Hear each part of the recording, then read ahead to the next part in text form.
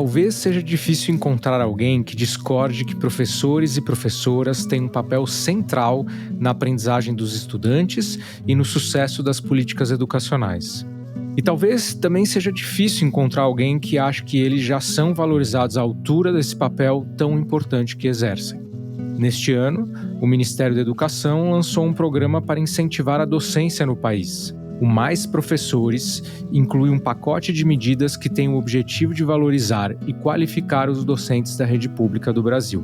Entre as ações previstas pelo MEC estão uma bolsa para fomentar o ingresso e a conclusão nos cursos de licenciatura, uma bolsa para incentivar a atuação em regiões e áreas de conhecimento com carência de docentes, e ações em parceria com outros ministérios e órgãos públicos para reconhecer a importância social dos educadores. Só 26% dos brasileiros acreditam que os professores são bem valorizados no país.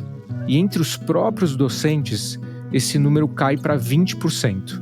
Isso foi o que mostrou o indicador de valorização de professores do Instituto Península. Neste episódio, a gente discute como incentivar, valorizar e tornar a prática dos professores mais eficaz. E, é claro, quais são as políticas adotadas hoje pelo Brasil para qualificar a docência e melhorar as condições de trabalho de professores e professoras. Eu sou Davi Saad, diretor-presidente do Instituto Natura. Seja bem-vinda, seja bem-vindo.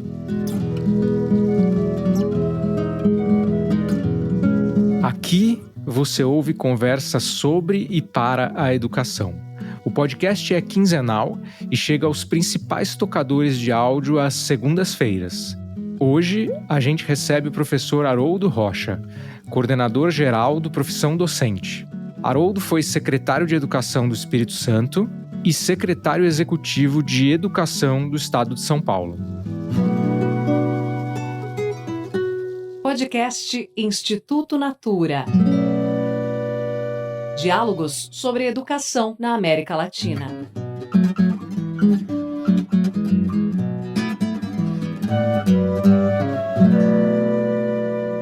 Oi, Haroldo, tudo bem? Super obrigado pela sua presença aqui para essa conversa. Tudo bem, Davi. Eu agradeço muito a oportunidade da gente conversar sobre esse tema tão importante para a educação brasileira. Haroldo, no Profissão Docente, que você coordena, vocês batem na tecla que há muitos caminhos possíveis para mudar a educação, mas todos eles passam pelo professor. O sistema educacional tem muitos responsáveis, né? Você acabou de falar da importância do professor, que é um assunto muito importante. Por que vocês, do Profissão Docente, você atribuem essa centralidade aos professores? Davi, quando a gente olha para os últimos 30 anos da educação brasileira, a gente teve muitos avanços, né, na infraestrutura, no financiamento, na alimentação escolar, no transporte das crianças, mas a nossa impressão é que a gente estagnou na melhoria da aprendizagem, sem prejuízo de reconhecer que alguns estados estão conseguindo melhorar, mas na média a gente não está melhorando. E dado que muitos elementos que compõem o ambiente escolar a gente já avançou, eu acho que agora o desafio é de qualidade, né? E não tem como ampliar a qualidade da aprendizagem se a gente não ampliar a qualidade dos professores, né? Então, por isso que a gente enxerga como profissão docente uma centralidade nos professores para a gente poder continuar avançando na aprendizagem. Muito bem, entendido. Eu concordo 100% com essa centralidade também. Bom, e agora, recentemente, o Ministério da Educação lançou o programa Mais Professores, né, para incentivar a profissão no Brasil e, entendo, para endereçar essas necessidades aí que você comentou. Eu já mencionei aqui na abertura algumas ações incluídas nessa iniciativa, mas eu queria a sua ajuda para eu entender e também ajudar todo mundo a entender melhor o programa. O que você destacaria aí como conquistas ou coisas importantes desse programa do Mais Professores? Nós, no Brasil, nas últimas décadas, a gente trabalhou com uma crença que eu acho que a gente precisa superar, e eu acho que essa ação do MEC vai nessa direção. Havia uma certa convicção de que A formação continuada, ou seja, aquela formação que as redes de ensino fazem com seus professores, supriria lacunas da formação inicial, né? Eu acho que a gente está superando isso. Eu me recordo de, sobretudo numa conversa com a secretária Kátia, a gente tratar disso. O Brasil precisa parar de acreditar que a formação continuada supre as lacunas da formação inicial. A gente precisa, como país, como nação, enfrentar a questão da formação inicial.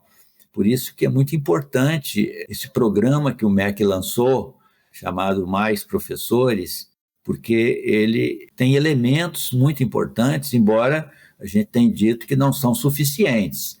Mas eu acho que tudo tem um começo e depois tem uma caminhada. Mas como começo está muito importante. Por quê? Eu vou focar especialmente no pé de meia. São 5 ações. As 2 mais importantes é o pé de meia e a Prova Nacional Docente. A gente está acompanhando isso. E no caso do pé de meia, é um programa inovador que o Brasil nunca teve. Um programa de bolsas para estudantes de licenciatura, exigindo uma pontuação mínima no Enem.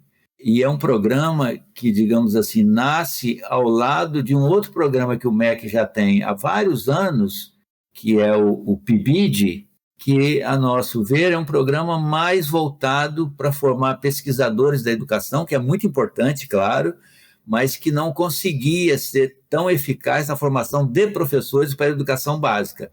E o pé de meia ele vem com esse compromisso, levar os professores que estão fazendo licenciatura para uma dedicação maior à formação, para cumprir os estágios, frequentando o ambiente escolar, estar na universidade, estar na escola de educação básica pública, para que ele tenha uma formação mais robusta e mais contemporânea, porque o fato é que a sociedade mudou, a vida das crianças mudou e as crianças que os professores recebem hoje são diferentes. Então, o professor tem que evoluir na sua competência. Para quem não conhece tão bem, pode estar confuso, o Pé de Meia é um programa que esse nome do programa originalmente foi usado para apoiar financeiramente os alunos do ensino médio, e nesse programa Mais Professores, o MEC, debaixo desse mesmo nome de sucesso, Pé de Meia, está fazendo isso que o Haroldo falou de dar bolsa para os professores. Então, só para não ficar confuso, também concordo que é super interessante.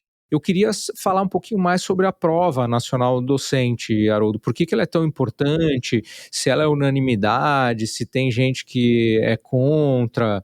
Queria que você comentasse um pouco sobre isso. Olha, Davi, a Prova Nacional Docente é uma ideia que já se tentou viabilizar em 2012, que infelizmente não se conseguiu. O momento político lá era outro. No presente momento, nós enxergamos muitas convergências.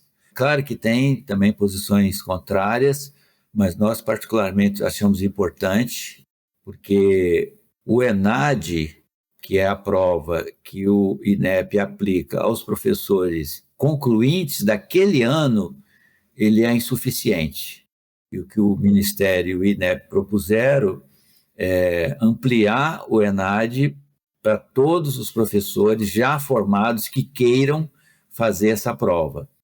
A gente acha isso muito importante, porque isso mantém os professores que estão formados conectados com a ideia de estar na rede. Isso possibilita, eu vou falar uma coisa que eu ouvi de um secretário estadual, um estado que tem carência de professores, por exemplo, de matemática, se existe essa prova nacional e ele pode acessar as informações dessa prova, ele pode montar uma estratégia de atrair professores de boa qualidade de outros estados, por exemplo. Seria uma competição saudável em favor da educação. É claro que uma prova como essa, ela começa esse ano, ela vai se repetir a todos os anos. O professor que fez em um ano essa prova vai ter validade para ser utilizada nas redes por 3 anos. Então, nós consideramos que é um passo à frente também. Não é uma coisa simples e fácil, porque é uma prova nacional. Tem todo um debate entre as redes de ensino estaduais e municipais de como utilizar. A ideia é que ela possa ser utilizada como uma etapa dos concursos públicos ou uma etapa dos processos seletivos simplificados de professores temporários. Então, tanto em um caso como no outro, pode ser muito útil, né? Ela não elimina a necessidade das redes fazerem os seus concursos, fazerem os seus processos seletivos, mas o resultado da prova pode ser utilizado pelas redes e vai nos permitir ter uma visão de como é que está a qualidade dos professores em nível nacional. Por isso, nós consideramos que é uma iniciativa importante e que precisa ser repetida ao longo dos anos para gerar o resultado que se quer.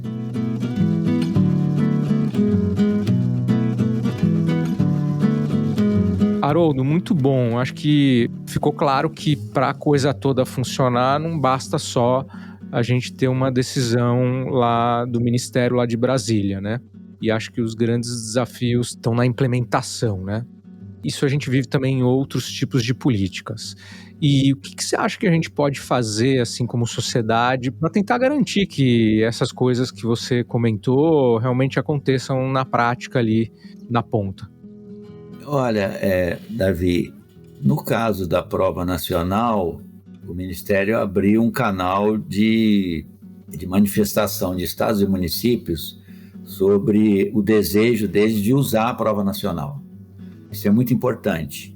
Eu acho também que, ao longo do mês de junho, quando serão abertas as inscrições para a prova, eu acho que, via rede social, o terceiro setor, enfim, os estados, municípios, o próprio MEC, e via a mídia, a grande mídia também, precisam falar desse tema para mobilizar os professores, porque tem muitos professores que estão fazendo outras coisas, fizeram a licenciatura, estão trabalhando em outras atividades, ou não têm visibilidade de quando vai haver concurso no seu estado.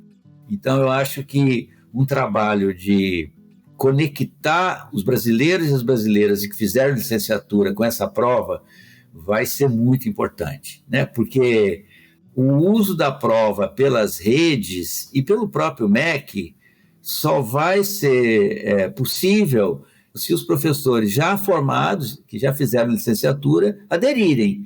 Então, o primeiro desafio da implementação é ter a mais ampla adesão de professores já nessa primeira versão. Sabendo, né, Davi, a gente tem que ser realista, a gente viveu isso com o Enem, não vão ser todos que vão aderir à primeira versão da prova, mas precisa ser um número expressivo, para que ela possa ser utilizada já a partir do ano que vem. E aí a expectativa é que nos outros anos ela ganhe uma repercussão na sociedade como tem o Enem, né?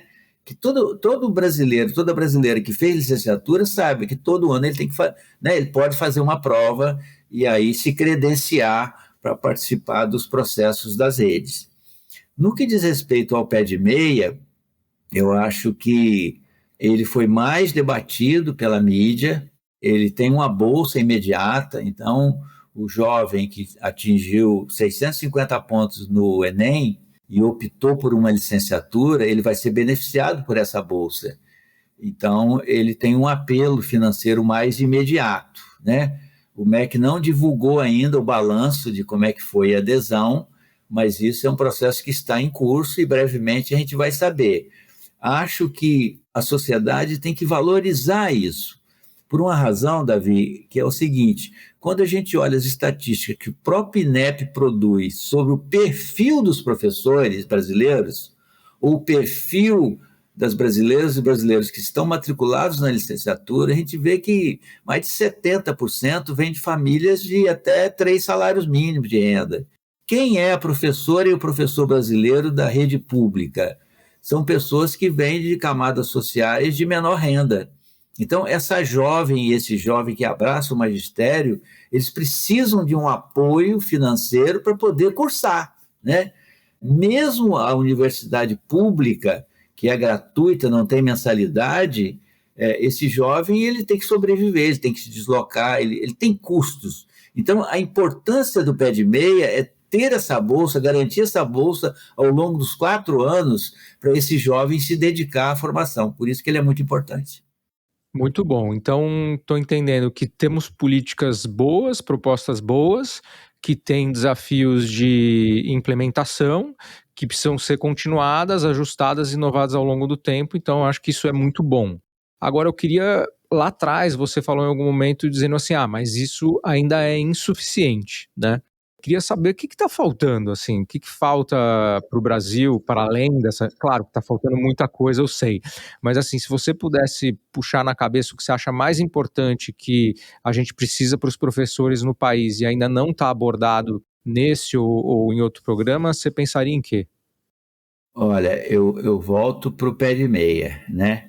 É uma ação importante, porque nós estamos convencidos, Davi, de que se a gente não fizer uma grande transformação na formação inicial de professores, a gente não vai conseguir melhorar a educação brasileira. Até porque um professor com a formação frágil, ele nem se beneficia de forma significativa do esforço que às vezes faz de formação continuada, porque ele vem com lacunas que ele não consegue avançar. Então, formar bem os professores na formação inicial é um desafio que o país tem que enfrentar. Aí já tem um primeiro ponto, né? O Brasil precisa, pelas nossas estimativas, de aproximadamente 85 mil professores por ano. Essa conta é simples, né? Se um professor trabalha 25 anos em média, e nós temos 2 milhões e 300 mil professores da educação básica, né? Anualmente você precisa em torno de 85 mil. E como as licenciaturas duram 4 anos, eu teria que ter 4 vezes 85 mil, né? 300 e poucos mil professores estudando frequentemente para todo ano se formar 85 mil. Então, essa é a conta, né? O pé de meia, né, no seu nascimento, ele nasceu com 12 mil bolsas. Então, se a gente anualizar isso, ele vai possibilitar a formação de 4 mil professores, né? Está bem distante da necessidade. Mas, repito, é uma caminhada, né? Você não resolve um problema desse com uma ação e num primeiro momento. Esse é um tipo de coisa que a gente precisa olhar ao longo do tempo e expandir. Obviamente, isso esbarra em capacidade financeira. Outra limitação que eu vejo no pé de meia, como o número de bolsas é pequeno, ele precisa priorizar. Nós, no Profissão Docente, fizemos um estudo que a gente chama de insuficiência de professores no território, né? O Brasil forma muito mais professores, muito maior número do que 85 mil. Nós estamos formando entre 250 e 280 mil. Onde que está o problema?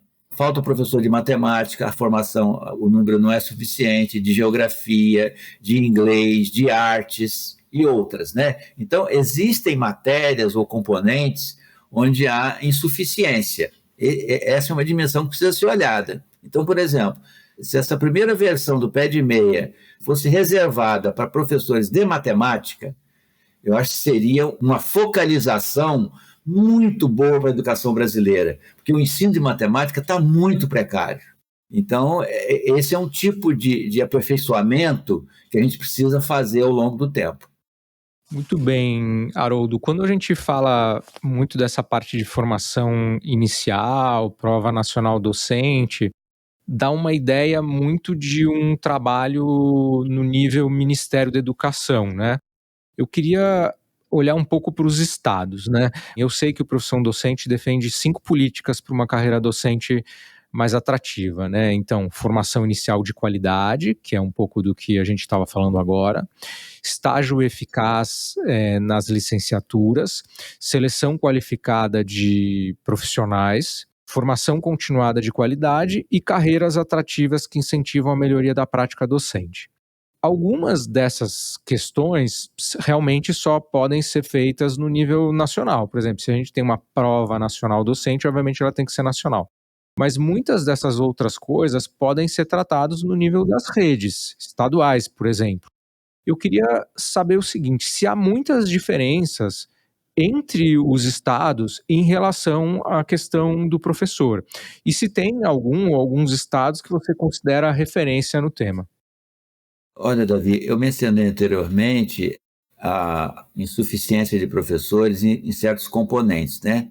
O estudo que eu falei que a gente fez, ele mostra também que a falta de professores em alguns territórios. O estudo que a gente fez é por regional de ensino que os estados têm. Regional de ensino é um agrupamento de municípios que são próximos. Então, teoricamente, o professor formado ali em qualquer município desse, ele pode se deslocar. Então, a gente olhou a formação de professores nesses territórios e a necessidade de professores. Esse é um outro recorte que o pé de meia precisa considerar para focalizar as bolsas e resolver os problemas. Agora, a diversidade no Brasil é gigante, né? Assim, sabe, os estados do norte, do nordeste, quando você compara, você vê muita diversidade. Agora, nós temos um pensamento que é o seguinte: a formação inicial de professores não pode ser um problema só do MEC, ou um desafio só do MEC. As redes de ensino, sejam municipais, sejam estaduais, precisam ser coparticipantes dessa formação. Até porque, Davi, tem duas coisas que, objetivamente, a gente pode citar como possibilidade de coparticipação. A primeira delas é o estágio, né? A legislação brasileira diz que o professor em licenciatura ele tem que fazer 400 horas de estágio, ou seja, ele tem que estar no ambiente escolar. E não tem melhor ambiente escolar para o professor se formar do que o ambiente da escola pública, que é o ambiente da diversidade, né? Se um professor for bem formado, conhecendo o ambiente da escola pública, ele vai ser bom na escola privada também, que é um ambiente mais seletivo, digamos assim. Então, acho que precisa haver uma coordenação, e nós trabalhamos para isso, e aí eu te respondo objetivamente. Os estados de Goiás e Mato Grosso, por exemplo, avançaram muito, dando esse passo em direção às universidades e faculdades, oferecendo a sua rede, organizando a sua rede para receber os licenciandos, para ter o que você falou, o estágio eficaz, né? Esse é um tipo de ação que precisa. Tem um desafio institucional, são duas instituições diferentes, a universidade e a rede de ensino, precisa ter uma formalização, uma boa combinação para isso poder funcionar. Mas tem uma outra dimensão, Davi, que é a dimensão financeira, porque o tamanho da bolsa do pé de meia federal é pequeno, né? São R$750, é insuficiente para um jovem se dedicar. E o pé de meia não exige dedicação exclusiva. Então, por exemplo, uma coisa que pode ser construída ao longo do tempo é uma parceria que o Estado entre com outros 750 para que a bolsa seja 1.500. E aí, introduzir na legislação que esse jovem, essa jovem que estiver com essa bolsa, ela tem que, de manhã, estar na universidade e todos os dias da semana à tarde estar no ambiente escolar, né? Se qualificando, conhecendo o ambiente e ajudando também a rede. Esse é um tipo de aliança que aí seria mais Estado com o governo federal para a gente aumentar a potência do pé de meia. Então, seja pela organização do estágio, seja pela composição de bolsa, nós enxergamos isso como bons caminhos. E a boa notícia é o seguinte: vários estados já têm programa de bolsa, só que são desconectados. Nós fizemos um estudo em 20 estados, tem 1 bilhão e 100 milhões de bolsas de estudos para licenciandos. Então, é preciso casar isso. Poderia melhorar muito a qualidade do pé de meia. Coordenar, né? Pô, você está dando ótimas sugestões. Espero que tenham secretários ouvindo esse podcast. Você citou Goiás e Mato Grosso, então fica aqui o nosso reconhecimento à secretária Fátima de Goiás, ao secretário Alan de Mato Grosso aí, pelo bom andamento desse tópico que você comentou.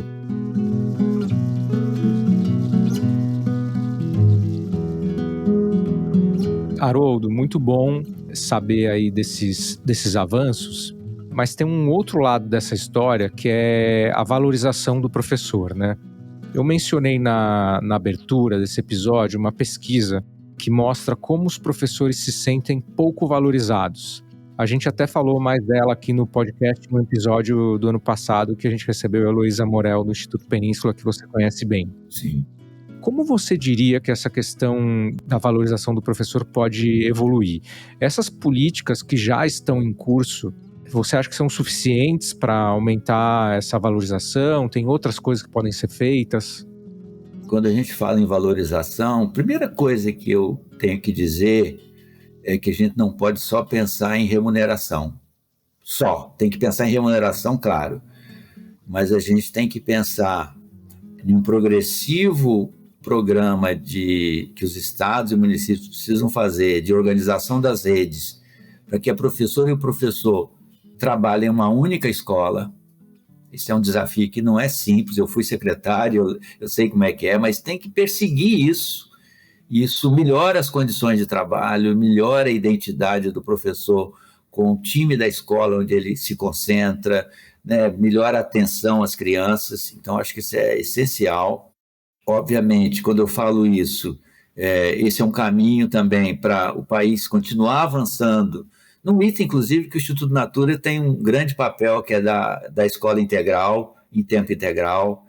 Então, eu acho que isso é um caminho que o país tem que acelerar o passo. A gente avançou bastante, mas se acelerar aí, melhora as condições de trabalho dos professores.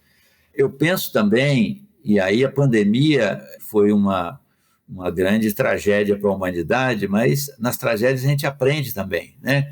Não havia um reconhecimento de que professor é a categoria profissional que mais é afetada por problemas de saúde mental, né? Então, as redes precisam incorporar a sua lógica de gestão e de trabalho com os professores, uma atenção no campo da saúde mental, que você sabe tem consequências também na saúde física, né? Então, o nível de adoecimento dos professores é muito grande e isso precisa ser cuidado, né? O item da remuneração, a gente vem melhorando. Depois da lei do piso, tem uma melhoria significativa. A questão de remuneração você não resolve do dia para a noite, tem que ser contínuo, tem que continuar melhorando. Até a gente chegar um dia em que a remuneração média do professor não seja igual, como está no plano nacional, seja superior à média da remuneração das várias categorias, dada a relevância que tem o professor. E também, Davi, mudar a natureza da formação continuada, né? E aí eu quero citar o caso do Paraná. Nós estamos desenvolvendo uma experiência no Paraná de avaliação dos professores, de acompanhamento do trabalho do professor, de gravação de aula, com mentores. Então, os professores, seja no estágio probatório, que é o primeiro momento da carreira, seja ao longo de toda a carreira, os professores precisam ser cuidados pelos colegas mais experientes, né? Para que eles possam aperfeiçoar a sua prática pedagógica. O mundo hoje é muito diverso, as crianças, né, estão com o celular na mão, estão com muita... Então, o professor é muito desafiado. E não é uma questão que ele resolva individualmente, nem é uma questão que ele resolva tendo aulas. É uma questão que se resolve acompanhando a prática dele e, junto com ele, refletindo com feedbacks positivos, como é que ele pode aprimorar a sua prática didática. Então, eu falei de 4 coisas que são essenciais para a gente olhar para frente e pensar que, progressivamente, a gente vai tendo condições de ter professor de melhor qualidade e aprendizagem crescente e equitativa, né? Esse é um tema desafiante para o Brasil. Poucos estão aprendendo o que tem que aprender, tem muitos que estão ficando para trás. Muito bom, Haroldo, você tem toda a razão. Você falou de olhar para frente e aí eu vou aproveitar para fazer a última pergunta aqui, que é uma pergunta meio tradicional que eu faço, que muitas vezes eu converso com as pessoas e tem gente que quando olha para frente é super otimista e por outro lado tem gente que é super pessimista e pouco ousado e também tem uma visão muito pouco alvissareira para o futuro. E aí por isso que eu faço essa pergunta aqui no final, que é assim, qual você acha que é o sonho possível para a educação brasileira daqui 10 anos? Então um pouco de sonho, um pouco de ciência, o que você acha que é possível para a educação brasileira nos próximos 10 anos? Olha, Davi, eu sou otimista, eu queria dizer, eu acho que... E eu sou otimista com base na experiência do profissão docente, que é a experiência recente você conhece muito bem. Quando você fala que precisa de uma formação, como a gente falou, uma formação inicial, uma continuada, todas essas condições, pode ser uma reflexão individual, né? Mas o que me anima muito é que na interação com as redes, nós trabalhamos com 25 estados. E está fazendo muito sentido, né? E os estados nos procuram para fazer ações em torno do professor. Acho que esse é um lado. O outro lado é o seguinte, a tragédia, por exemplo, só para ilustrar, da aprendizagem de matemática, não é possível que as lideranças políticas, as lideranças educacionais, ou seja, aquelas brasileiras e brasileiros que estão com a mão na massa, não entendam isso e não se mobilizem para fazer uma grande transformação. E eu acho que 10 anos é um horizonte para fazer, né? O estudo do Todos pela Educação, publicado recentemente, mostrou, na média, de cada 100 jovens que terminam o ensino médio, apenas 5 são proficientes em matemática. O melhor número é o do Espírito Santo, mas é 9,1, né? Não dá para descansar. Então, olhando para a matemática, a gente vê que o sistema educativo público está perdendo o jogo. Mas não é porque os professores não queiram, é porque a gente precisa qualificar cada vez mais a gestão, precisa de um senso de urgência, né, das lideranças políticas em todos os níveis e das lideranças educacionais para a gente fazer essa virada. E eu não tenho dúvida, é o nosso slogan no professor docente, tudo passa pelos professores. Porque a gente já avançou muito, toda a infraestrutura, enfim, tem muitas condições que estão dadas. Tem gente, Davi, eu termino aqui, achando que é só tecnologia. Não é, a tecnologia acelera, ajuda, apoia. É gente, são pessoas, especialmente as professoras e professores que cotidianamente estão no contato com as crianças, com os adolescentes, levando para eles e apostando que todos podem aprender. Eu acho que é isso, né? Dá para chegar lá fazendo uma grande transformação. Ótimo, eu também sou um otimista, também como você, baseado em evidências. Acho que a gente vê muita coisa acontecendo que ainda não virou resultado, mas que vai virar. Então fico com o seu otimismo e fico também com o senso de urgência. Acho que isso é super importante mesmo e acho que essas conversas são muito importantes. Te agradeço muito aí pela troca, sabe que você é um profissional que eu respeito muito. Então muito obrigado aí pelo seu tempo para essa conversa. Eu que agradeço, Davi, a oportunidade. Muito obrigado. Então é isso, ficamos por aqui. Tchau, tchau. Tchau, tchau. Esse episódio está chegando ao fim e queria te convidar a compartilhar essa conversa e deixar seu comentário. A Kátia, que assina a mensagem sem sobrenome, diz que o podcast faz um excelente trabalho. E o Bittencourt escreveu que o episódio sobre o ensino da matemática na educação básica fez ele refletir muito sobre o tema. Que bom que encontrei esse episódio. Quero participar desse fazer acontecer, diz a mensagem que o Bittencourt escreveu na caixinha do Spotify. Obrigado pelas mensagens, Kátia e Bittencourt. Obrigado também a você por ouvir o episódio e, claro, as consultoras de beleza e a equipe de Natura Crer Pra Ver. O Instituto Natura está nas redes sociais, no Instagram e no LinkedIn. Segue a gente por lá.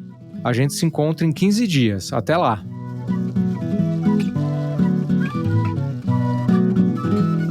Este podcast é uma produção do Estúdio Guarda-Chuva para o Instituto Natura.